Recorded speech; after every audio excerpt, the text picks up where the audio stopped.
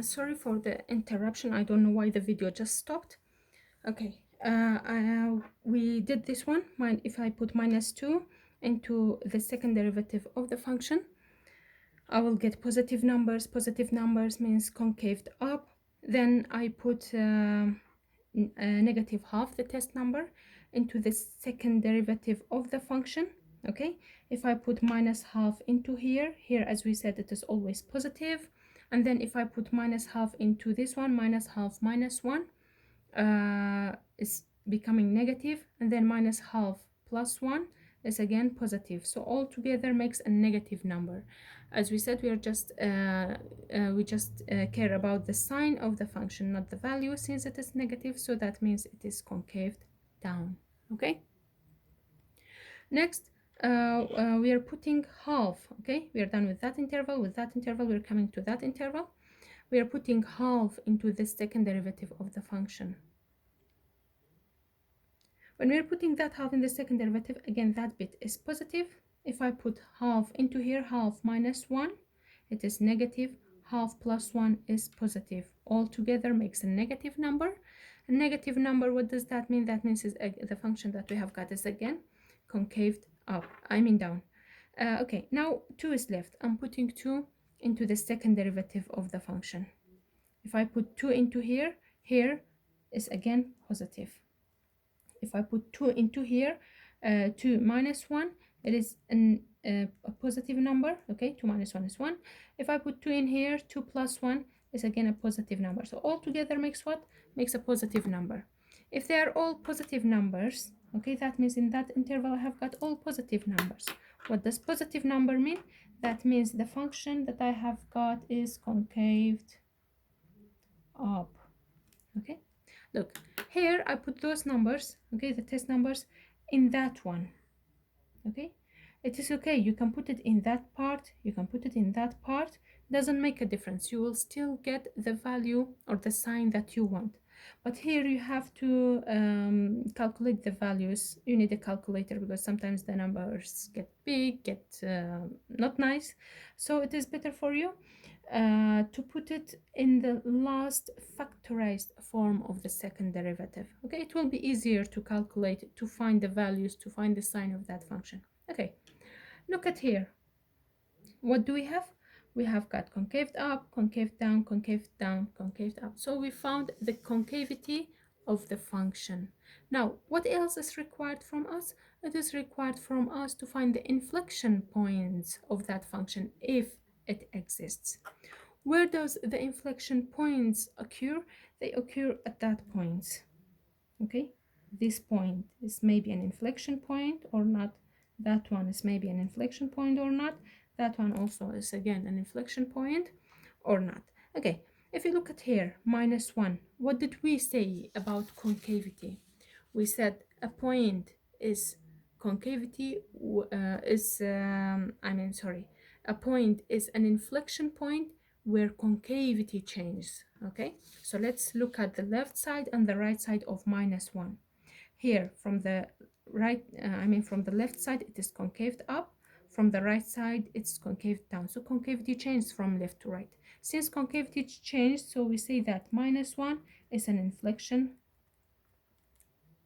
point. Okay, let's look at 0. From the left it's concaved down, from the right it's concaved down again. If you see, from left to right it's concaved down, down.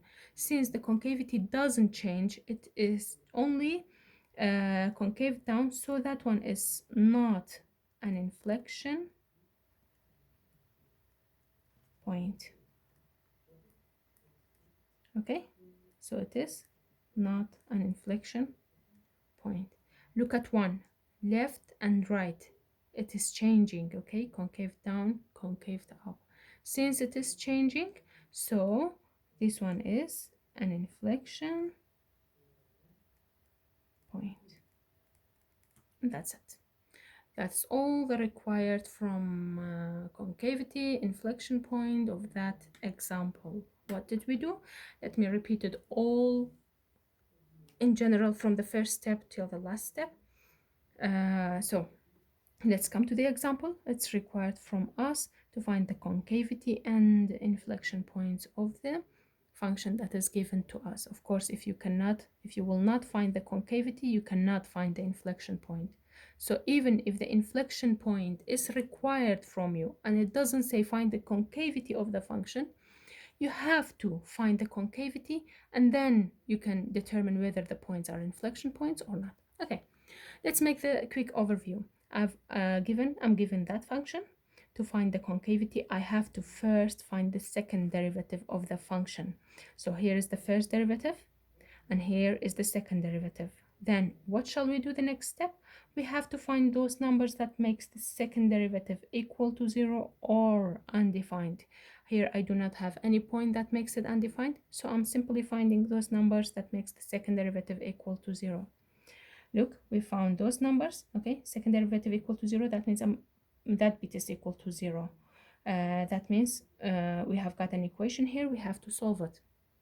Here, if you look at this one, this equation, I have got a common factor 60 and x squared is common. Here x squared remains, here is 1. Okay, so here x squared is expanded, is factorized as x minus 1, x plus 1. So that bit is all equal to 0. So either this one is equal to 0, that one is equal to 0, or this one is equal to 0. Solving those ones, I get x is equal to 0, x is equal to 1, and x is equal to minus 1. What shall we do next? We are putting those three numbers on the real number line, okay? In order, of course, you are putting those numbers in order. That means from the least one to the greatest one. Minus 1, 0, and 1. And then we are choosing test numbers. We are putting those test numbers in the second derivative of the function. If we got positive values, we say that the function is concave up. If we got negative values, we say that the function is concave down. And we said that's for concavity, of course. And when it is required from you to find the inflection point, you're simply checking the concavity from left to right. If the concavity changes from up to down or from down to up, we say that the points are inflection points. If not, we simply say that it is not an inflection point. That's all about chapter 2. I'm in section 2 of chapter 3. Of course, I will give other examples. I will solve other examples, but that is the general idea of section 2. We have got another example. It says again, find the inflection points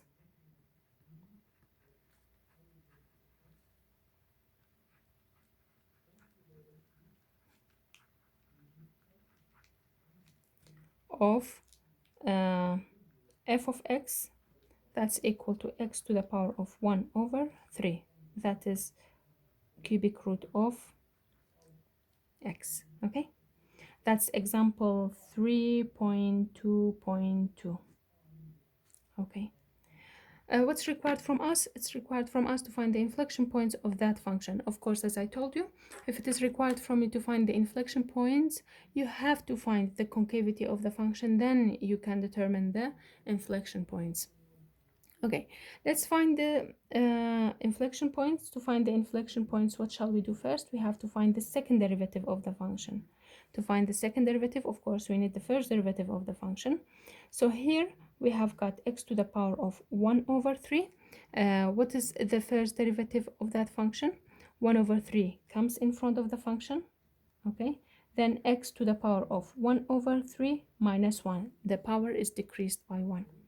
That one is equal to what? 1 over 3 x to the power of minus 2 over 3. This one, you equalize the denominators. That will be 3 over 3. 1 minus 3 is minus 2 over 3. That's the first derivative of the function. How about the second derivative? Because we are working on the second derivative of the function. F double prime of x is equal to what? Minus 2 over 3 multiplied to this one becomes minus 2 over 9. Okay, this one is multiplied to that, and x to the power of minus 2 over 3 minus 1. Again, the power is decreased by 1 because we're finding the derivative of that function. Okay, this one we are equalizing the denominators, so we will get x to the power of minus 5 over 3. Okay, Now we've got the second derivative of the function. If I simplify this one or rearrange this one more, I will get this one is 1 over cubic root of x to the power of 5. The minus takes it to the denominator, and 5 over 3, that means it is to the power of 5 under this cubic root of this. Okay, here if you look at this one, that was the first procedure. The second procedure, we do what? We are finding those numbers, okay, that makes the second derivative equal to 0 or the second derivative undefined. Okay, do I have any number that makes that function equal to 0?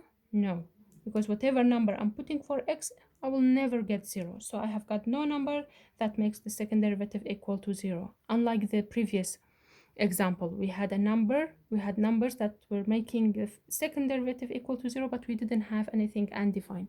But in that example, we have got something that makes it undefined, and we do not have anything that makes it equal to 0. Or in some examples, you may have both of them. Okay, let's find those numbers that makes the second derivative undefined. Okay, if you look at that function, what is making that function undefined? Of course, if I put instead of x 0, the function will be something undefined. So x is equal to 0 makes f double prime undefined. Okay, since I found that number, okay, what shall I do? I shall put it on the real number line, 0 here. I've got only 0. Then, since I have got 0 on the real number line, so the interval is divided, the real numbers are divided into two subintervals. One interval this side and one interval from the right of 0. Then what shall we do?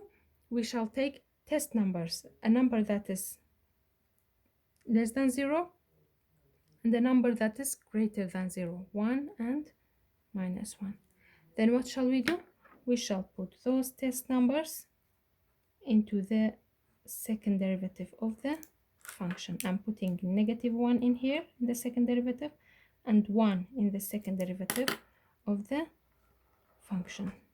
If I put negative 1 in the second derivative of the function, what do I have? I have got a negative here. Okay, so I have got negative. That bit is negative. If I put negative 1 in here, what will I get? Negative 1 to the power of 5.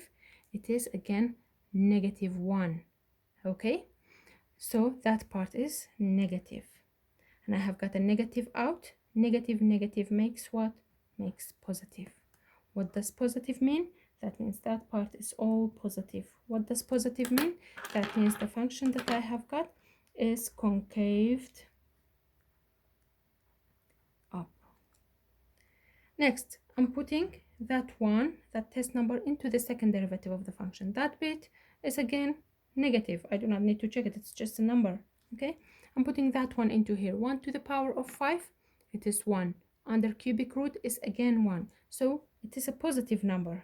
Okay, that part is always negative.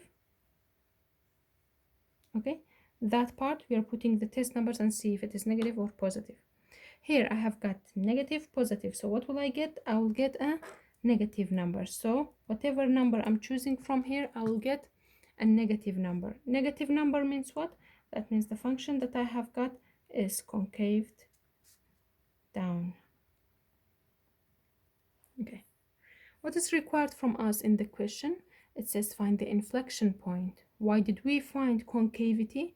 Because if we do not find concavity, we cannot determine whether that 0 is an inflection point or not.